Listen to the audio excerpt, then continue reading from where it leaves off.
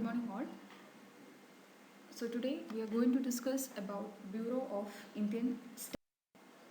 So as you all know, Bureau of Indian Standard is a national standard body of India which was established under BIS Act in 1986.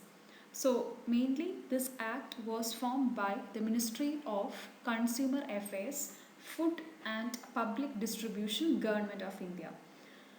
So the BIS has a specified standard mark that is known as BIS certification mark, and it is basically a design which is you can see above the slide, and it contains particulars, and it has been prescribed to represent a particular Indian standard. So by seeing this symbol or certification mark, the certification mark was represented in order to establish a particular standard.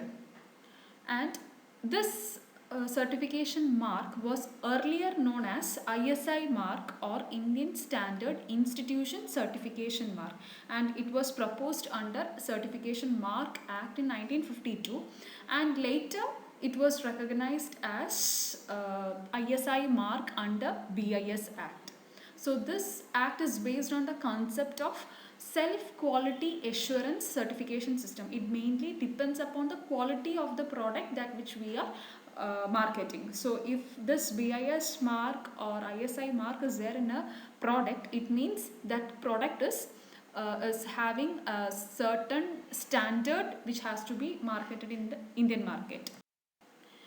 Next, before going detail in BIS, we have to look through the history of BIS. So the BIS was, that is British rule. When British rule was there in India, so country faced many problems in the industrial infrastructure. So Institution of Engineers prepared the first draft of constitution which take up the task of formulation of several national standards. So it led to the Department of Industries and Supplying issuing a memorandum in September 1946. So they announced an organization called Indian Standard Institution. So ISI came into existence in 6 January 1947, and the BIS, from there the BIS came into existence through an Act of Parliament in 26 November 1986, and on 1st April 1987 more powers were taking over the staff, assets, liabilities and functions of ISI. So this is what the history of BIS is. Next, again we are going back to a detailed description of Bureau of Indian Standards. So you can see the ISI certification marks, and the headquarters of BIS is located at New Delhi, and it is having 5 regional offices, and it is in the eastern part. It is Kolkata, in southern part it is Chennai, in western part it is Mumbai, northern Chandigarh, and central part is central part is mainly in Delhi.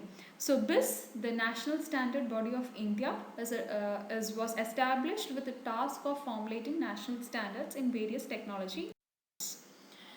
And again, this standards, I have told you there are several standards in this BIS. So this standards is formulated by several sectional committees, subcommittees and ad hoc panels under BIS. So to ensure the consumer interests are effectively represented in this technical committees, the BIS will invite several offers from non-governmental officers and consumer activists so that they can send their particulars to the nearest head office or regional office of the BIS. So depending upon the technical expertise and experience, the BIS will consider providing an appropriate representation in the relevant technical committee. So this is how the process of standards have been formulated in the Bureau.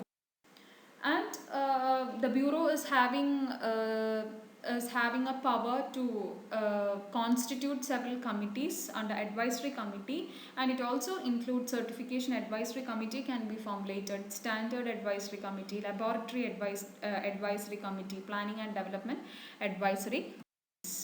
So next we are moving to the objectives of BIS. So the main objective of BIS is to safeguard the public health, by providing better quality products, so that the consumer confidence will increase, so that the consumer will be protected from all kind of hazardous products. So mainly four objectives are there under BIS.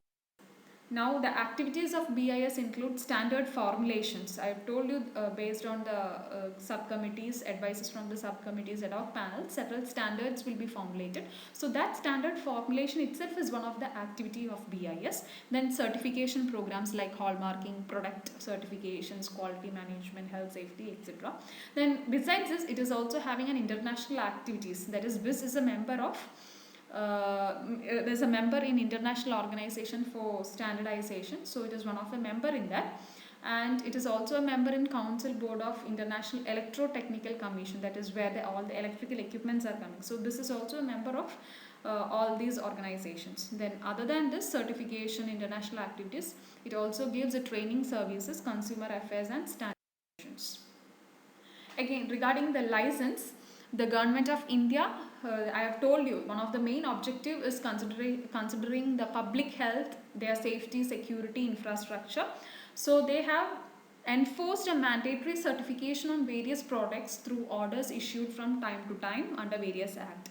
So BIS continues to grant license on application. The enforcement of compulsory certification is done by the notified authorities. There will be a specific authority for giving the certification, and there will be enforcement of compulsory certification. That is under separate arrangements with statutory agencies, which we have already discussed. Some products have been placed under special certification scheme of lot or batch inspection carried out BIS inspecting officers. So the BIS will appoint certain inspecting officers, and it is the duty of this inspecting officers to look the quality of the products that has been marketed.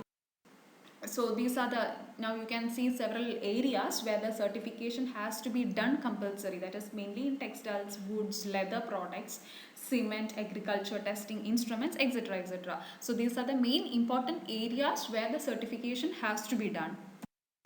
Next, you can see the certification process. So certification process is how it is being carried out. So first is grant of license. We have to give license to a particular product. So we discussed earlier in AGMARK and all, the same procedure is that application will be there given. So based on that application, there will be a preliminary inspection. How the preliminary inspection is done, there will be inspector will be coming and taking some samples for the testing. Then these samples will be tested, then final results and evaluation of those results. So if the evaluation or the result is proper, the grant of license will be given. And the second one is not only giving the license, then again they have to monitor regularly, that is whether the product is being marketed within the by safeguarding their quality. So it has to not only, granting of license is not only one of the function, it has to be regularly monitored. So how this is monitored? So the inspectors can give a surprise visit to the places, then they can suddenly test the product qualities, market samples. So they can on daily basis, or monthly basis or yearly basis, they can undergo the review of their performance, and based on that the license will be extended. Now in this website you can see, this is the website of Bureau of Indian Standards. So when you go through this website for more details, you will be able to get much more information. Here I have placed just for your information, that is when you go through www.bis.gov.in, you will be able to get more details regarding the history of BIS, what is its standardization, all the protocols is available in this website. So kindly refer for it. Now you can see some examples, that I have placed some examples here, that is ISI marks. You can see in this Amul milk powder, the ISI mark has been there. Then in drinking water, then in cement, I have told you in cement and all, ISI mark is certified. But in case of gold, you can see BIS standard mark. The BIS, that is a hallmarking, that is BIS hallmarking is specifically done in case of gold as well as in the silver products. That is, BIS hallmarking scheme was established for gold jewellery in 11th April 2000, and for silver jewellery also it was established in October 2005. So based on this BIS hallmarking scheme, you will be able to, in gold as well as in the silver products, you will be able to see the BIS mark. So BIS, that standard mark, is mainly given for this gold and silver, and for all the other product, ISI certification mark has been followed.